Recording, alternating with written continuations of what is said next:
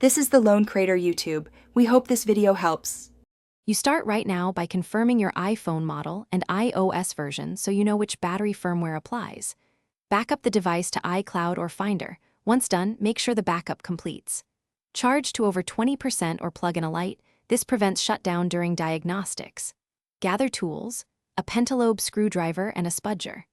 These first steps avoid data loss and allow safe disassembly.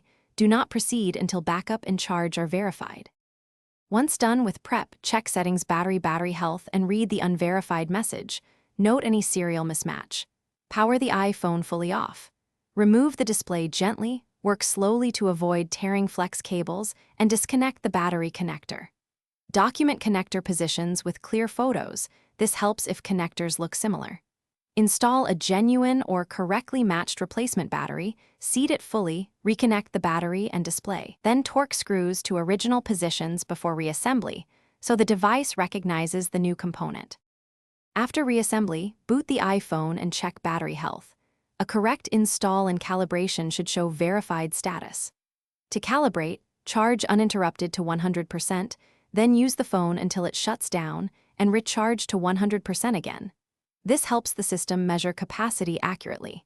If the unverified label persists, power down and recheck connectors and seating. Once connectors are confirmed, consider reflash options if you have tools, or take it to Apple-authorized service. This single troubleshooting step resolves most recognition errors. Thanks for watching. Consider subscribing if we helped you.